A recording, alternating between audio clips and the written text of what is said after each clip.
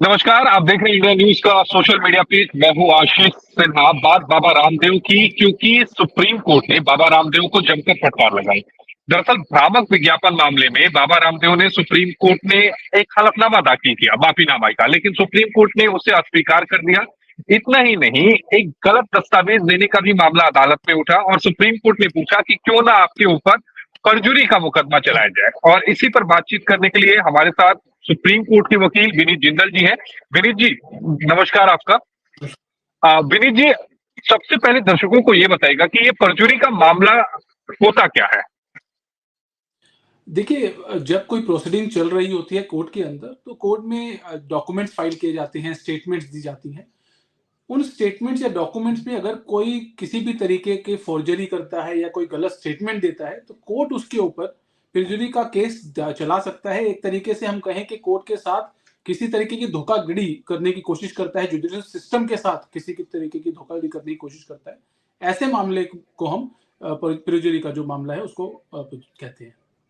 इसमें सजा क्या होती है अगर कोई ये कोर्ट में ये साबित हो जाता है कि नहीं जी, इन्होंने तो परजुरी की है, इन्होंने गलत दस्तावेज कोर्ट में संलग्न किए हैं। देखिए, धारा 193 आईपीसी के अंदर आता है और इसमें जो सजा का प्रावधान है वो सजा 7 साल की सजा और साथ-साथ जुर्माने का प्रावधान दिया गया है। कोर्ट जो है अगर ऐसा मामला आता है जिसमें प्रूफ हो जाता है कि भई किसी व्यक्ति ने जो कोर्ट में जिसका केस चल रहा था, चाहे वो डिफेंडेंट हो, चाहे वो प्लेंटिफ हो या अक्यूज़ या कंप्लेनेंट, किसी तरीके की धोखाधड़ी करने की कोशिश की है, तो उसको 7 साल तक की सजा या साथ में जुर्माना का जो है वो प्रावधान कानून में दिया गया है। अगर हम बाबा रामदेव के मामले को देखें विनीत जी, तो इसमें सुप्रीम कोर्ट ने बड़ा साफ कहा था, क्योंकि आपने भी सुनवाई सुनी होगी और आप इसके बारे में जानते होंगे। और बड़ा तल्ख अंदाज था वो, मतलब नॉर्मल नहीं था, बड़ा तल्ख अंदाज में कहा और कई बार कहा कि हम आप पर परजुरी का मुकदमा करेंगे। तो ये कितना गंभीर हो सकता है और कितनी मुश्किलें बाबा रामदेव की आने वाले समय में बढ़ सकती हैं। जी, बिल्कुल। देखिए, बात सिर्फ़ यहीं तक नहीं है, बड़ा क्लियर कट केस एक तरीके से कहें कि सर्वोच्च न्यायालय ने जब ये कहा तो उनके सामने आया, क्योंकि जो डॉक्यूमेंट बाबा रामदेव की तरफ से फ़ाइल किए गए वो उस डेट का जब वो डॉक्यूमेंट बनाया गया उसके बाद बनाया डॉक्यूमेंट है। ये बात कोर्ट की नॉलेज में है, ये बात प्रूव हो चुकी है कि वो डॉक्यूमेंट बाद में बनाया गया। लेकिन वो कितना फैटल है, ये देखना बहुत ज़रूरी है और शायद कोर्ट उस चीज़ को लेकर सख्त है, लेकिन किस तरह की कार्रवाई कोर्ट करना चाहती है या नहीं करना चाहती, ये कोर्ट के ऊपर डिपेंड करेगा। तो आगे देखने वाला मामला होगा, क्योंकि बिल्कुल कोर्ट ने जब प्रोसीडिंग चल रही थी तो बहुत सख्त रवैया अपनाया है, चाहे वो परजुरी का मामला हो या और जो इश्यूज़ चल रहे हैं उनको लेकर हो। तो बाबा रामदेव का हम कहें तो कानूनी रूप से अगर हम देखें तो समय अच्छा नहीं है और शायद कहीं न कहीं परेशानियाँ जो हैं लगातार बढ़ती जा रही हैं उनकी। कोर्ट ने माफीनामे को भी विनीत जी इसमें अस्वीकार कर दिया। कोर्ट ने कहा कि हमें नया माफीनामा दाखिल करो। इसका मतलब क्या होता है और उनके माफीनामे में ऐसी क्या त्रुटि रह गई थी जिससे कोर्ट इतना ज्यादा नाराज हो गया। देखिए, जो एक माफ़ीनामा एफ़िडेविट के रूप में फ़ाइल किया गया वो उनके कंपनी का जो एमडी था उनकी तरफ से फ़ाइल किया गया और उसके अंदर स्पेसिफ़िक अमेंडमेंट ये दिया गया कि उनका जी। जी। विनीत जी, आपकी आवाज नहीं आ रही है। जी। विनीत जी हमें बता रहे थे कि किस तरह से बाबा रामदेव की जो मुश्किलें हैं वो बढ़ी हैं। विनीत जी, आपको आवाज आ रही है? विनीत जी, आपकी आवाज नहीं आ पा रही है। आप एक बार लॉग आउट करके एक बार लॉग इन करिएगा, तब तक हम लाइव कंटिन्यू है और आप तुरंत जुड़िए हमारे साथ। तो विनीत जिंदल जी हमें बता रहे थे कि किस तरह से बाबा रामदेव की मुश्किलें बढ़ गई हैं, लेकिन जो दर्शक हमारे साथ अभी जुड़े हुए हैं उनको ये बता दें कि आखिर अदालत में हुआ क्या था। दरअसल अदालत ने बाबा रामदेव को तलब किया था, जिसके बाद बाबा रामदेव 2 अप्रैल को अदालत में पेश हुए। जब बाबा रामदेव अदालत में पेश हुए तो अदालत ने कहा कि भाई आपका माफीनामा कहाँ है, वो माफीनामा आप हमें दिखाइए। बाबा रामदेव की तरफ से और पतंजलि के एमडी बालकृष्ण की तरफ से जब माफीनामा दिया गया तो उसके बाद अदालत ने कहा कि हम इस माफीनामे से संतुष्ट नहीं है और आपको एक नया जो माफीनामा है वो अदालत में दाखिल करना होगा। मामले की सुनवाई चल ही रही थी, इसी बीच जो बाबा रामदेव की तरफ से दस्तावेज दाखिल किया गया था उसे देखते ही सुप्रीम कोर्ट भड़क उठा। सुप्रीम कोर्ट ने कहा कि ये तो जो डॉक्यूमेंट दाखिल किए गए थे इसमें जो टिकटों का ये पूरा मामला है, ये पूरा मामला फर्जी का लग रहा है और हम आपके ऊपर क्यों ना झूठे दस्तावेज दाखिल करने का मुकदमा चलाएं। बाबा रामदेव की मुश्किलें और बढ़ गई। उनके वकील ने कहा कि हम हाथ जोड़कर अदालत से कोर्ट से माफी मांगते हैं। तब सुप्रीम कोर्ट ने यह कहा कि नहीं, हम आपको माफ नहीं करेंगे। आपके वकील की माफीनामा हमें नहीं चाहिए, हमें बाबा रामदेव का माफीनामा चाहिए। बाबा रामदेव उस समय मुश्किलों में गिर गए। इसी बीच केंद्र सरकार की तरफ से solicitor general Tushar Mehta appear होते हैं। तुषार मेहता ये कहते हैं कि आयुष मंत्रालय इस मामले में अपना जवाब दाखिल करना चाहता है। आयुष मंत्रालय को इस जवाब दाखिल करने के लिए कुछ समय चाहिए होगा। कोर्ट ने कहा ठीक है, आप 1 हफ्ते में जवाब दाखिल करिए और 1 हफ्ते के भीतर आपको जवाब दाखिल करना होगा। विनीत जी हमारे साथ फिर जुड़ गए। विनीत जी, आप अपनी बात को पूरा करिए। तो देखिए आशीष भाई, जो एफिडेविट जो फाइल किया गया था बालाकृष्णन जो कि एमडी हैं और रामदेव जी की तरफ से, उसमें स्पेसिफिक अमेंडमेंट में ये कह दिया गया कि भाई ये जो पूरा मामला जो एड स्टेटमेंट देने के बाद भी पतंजलि की तरफ से कि भाई इस तरीके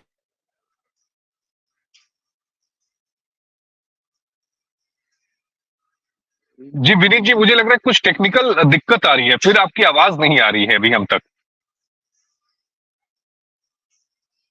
विनीत जी हमें बता रहे हैं कि किस तरह से ये जो पूरा मामला है, किस तरह से बाबा रामदेव अदालत में फटकार लगाई। बाबा रामदेव को अदालत ने यहाँ तक कह दिया कि आप कानून से ऊपर नहीं है और इस मुल्क में जो है वो कोई भी कानून से ऊपर नहीं हो सकता। चाहे निचली अदालत का आदेश हो, चाहे सुप्रीम कोर्ट का आदेश हो, कोई भी अदालत का आदेश हो, और अदालत के आदेशों का पालन करना चाहिए। इतना ही नहीं, सुप्रीम कोर्ट ने केंद्र सरकार को भी जमकर फटकार लगाई। केंद्र सरकार से ये कहा कि आपके पास जब यानी आयुष मंत्रालय के पास जब बाबा रामदेव के भ्रामक विज्ञापनों को लेकर जब शिकायतें आई थी, तो फिर आयुष मंत्रालय की तरफ से काम क्यों नहीं किया गया, यानी कार्रवाई क्यों नहीं की गई? जबकि एक्ट जो है वो बिल्कुल साफ साफ ये कहता है कि अगर कोई भ्रामक विज्ञापन फैलाता है तो नियम के मुताबिक शुरुआत में उसमें 6 महीने तक की सजा है, उसके बाद जो सजा है वो 1 साल तक की है। विनीत जी हमारे साथ फिर से जुड़ गए। विनीत जी, आप अपनी बात को रखिए। तो आशीष भाई, जो एफिडेविट दिया गया था रामदेव जी की तरफ से और बालाकृष्ण जी की तरफ से, वो एफिडेविट प्रॉपर एफिडेविट नहीं था माफीनामे के रूप में। और कहीं ना कहीं कोर्ट को ये लगा कि जो विलिंगनेस माफी मांगने की जो तरीका है, जिस तरीके से माफी मांगी गई है, वो स्वेच्छा से नहीं है और सिर्फ कहने की बात है कि हम माफी मांग रहे हैं। और इस बात को कोर्ट ने बोला भी कि आप नया एफिडेविट फाइल करना चाहेंगे तो आप फाइल कीजिए और पूरा प्रॉपर एफिडेविट जो है वो फाइल कीजिए, अपना जवाब फाइल कीजिए इस बारे में।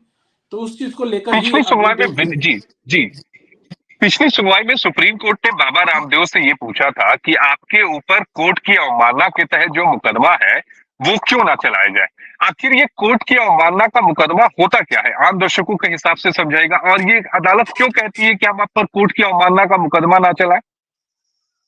देखिए आशीष भाई, जब कभी भी किसी तरीके से कोर्ट कोई ऑर्डर देता है या कोई स्टेटमेंट कोर्ट में दी जाती है, ये कहा जाता है कि भाई एक ऑर्डर आया कोर्ट का और उस ऑर्डर को मानने के लिए दोनों पार्टीज जो भी हो वहां पे वो बाध्य होती है, जिनके ऊपर वो एप्लीकेबल होता है।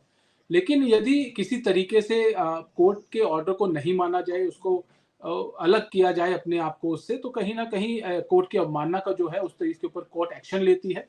और इसी तरीके से, क्योंकि पतंजलि वाले मामले में भी ये बात कही गई थी पतंजलि की तरफ से कि इस तरह की भ्रामक एड जो थी वो हम नहीं चलाएंगे, लेकिन उसके बावजूद जो थी एड जो थी वो चलाई जा रही थी, जिसकी इंफॉर्मेशन दी गई या प्रॉपर एप्लीकेशन फाइल किया गया। उसके बाद जो है सर्वोच्च न्यायालय ने इस चीज के ऊपर नोटिस इशू किया कि क्यों ना आपके ऊपर जो है अवमानना का जो है मुकदमा चलाया जाए। तो इसी चीज को लेकर ये चीज आगे बढ़ी है। अच्छा, कोर्ट की अवमानना का अगर कोई व्यक्ति दोषी होता है तो उसको सजा कितनी होती है? कोर्ट की अवमानना के 6 महीने तक की सजा जो है कोर्ट की अवमानना में हो सकती है। साथ साथ जुर्माना लगाने का जो अधिकार है वो कोर्ट के पास है कि जुर्माना लगाए उस व्यक्ति के ऊपर। ये जो सजा है इसका प्रावधान जो है वो कोर्ट कंटेम्प्ट एक्ट के अंदर दिया गया है। एक बात मुझे ये भी समझ में आ रही है विनीत जी, जो पूरी अदालत की प्रोसीडिंग चली है, कि आने वाले समय में बाबा रामदेव की मुश्किलें बढ़ेंगी। मुश्किलें इसलिए बढ़ेंगी क्योंकि आयुष मंत्रालय के पास जो शिकायतें हैं भ्रामक विज्ञापनों को लेकर, जिस पर आयुष मंत्रालय ने पिछले कुछ सालों में कोई कार्रवाई नहीं की, अब सुप्रीम कोर्ट के दखल के बाद और सुप्रीम कोर्ट के दबाव के बाद आयुष मंत्रालय को कार्रवाई करनी ही होगी। जी बिल्कुल, ये चीज़ देखने में आ सकती है। और आशीष भाई, मैं तो ये कहूँगा इस जो ये गवर्नमेंट है इससे आगे बढ़कर कि बात सिर्फ पतंजलि की नहीं है। ऐसे बहुत सारे मेडिकल इंस्टीट्यूशंस हैं, ऐसे बहुत सारी मेडिकल जो हैं दवाइयाँ बनाने वाली कंपनी है, चाहे वो मॉडर्न मेडिसिन की हो, चाहे वो आयुर्वेद की हो या किसी और पैथी की हो।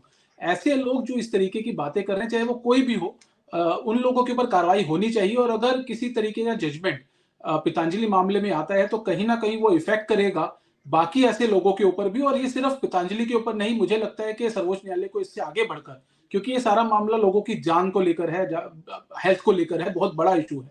तो कहीं न कहीं आगे बढ़कर जो मॉडर्न मेडिसिन के ऊपर भी है, इसके ऊपर भी इसको एक्शन लेने की ज़रूरत है। यानी आप ये मांग रहे हैं कि इसके दायरे को बढ़ाना चाहिए कि अगर कोई भी कंपनी हो, अगर इस तरह के भ्रामक विज्ञापनों को फैला रही है और उसके खिलाफ शिकायतें हैं, तो उसके खिलाफ आयुष मंत्रालय या फिर जो दूसरा विभाग है वो त्वरित कार्रवाई करे।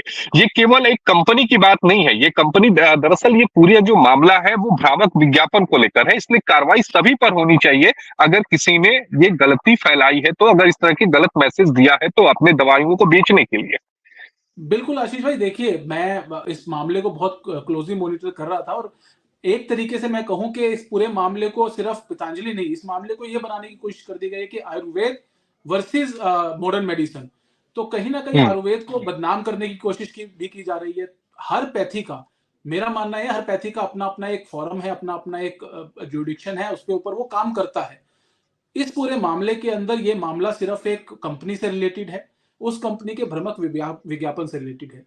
मैं कल भी एक डिबेट में था इसी चीज के ऊपर, मैंने वहां पे आईएमए के पूर्व अध्यक्ष भी थे, मैंने उनसे ये सवाल पूछा था कि आप जब आयुर्वेद की बात कर रहे हैं, यहाँ पे आयुष मंत्रालय की बात कर रहे हैं, लेकिन मॉडर्न मेडिसिन के ऊपर जहां पे हम्म। हजारों लाखों करोड़ों अरबों रुपए खर्च किए जाते हैं एडवर्टीजमेंट के ऊपर, और आप देखिए हम्म। जहां जाएंगे बड़े बड़े हॉस्पिटल्स ने बोर्ड लगा रखे हैं, कंपनीज ने दवाइयों की एडवर्टीजमेंट की रखी है कि आप हमारी दवाई खाएं, हम्म। आपकी हार्ट प्रॉब्लम ठीक हो जाएगी, आपका कैंसर ठीक हो जाएगा। क्यों नहीं आईएमए ने हम्म। आज तक अपने उन लोग डॉक्टर्स के ऊपर, अपने उन हम्म। इंस्टीट्यूशंस के ऊपर कार्रवाई की? इस बात का कोई जवाब उनके पास नहीं था। तो मेरा हम्म। मानना यह है, बात सिर्फ एक इंस्टीट्यूशन की नहीं है, एक पैथी की नहीं है, एक पद्धति की नहीं है, ये बात बहुत ब्रॉड है, लोगों की जान की बात है। तो कहीं ना कहीं हर वो व्यक्ति, हर वो कंपनी, हर वो पद्धति इस चीज के लिए जिम्मेदार ठहराई जानी चाहिए जो लोगों की जान से और उनकी जो हेल्थ है उससे खेल रही है। उसके साथ खिलवाड़ करे। विनीत जी, आपका जुड़ने के लिए बेहद शुक्रिया। विनीत जिंदल जी सुप्रीम कोर्ट के वकील हमारे साथ जुड़े हुए थे, जिन्होंने बताया कि परजुरी का मामला क्या होता है और कोर्ट की अवमानना का मुकदमा क्या होता है। धन्यवाद विनीत जी। तो धन्यवाद। अभी के लिए इतना ही। देखते रहिए आप इंडिया न्यूज।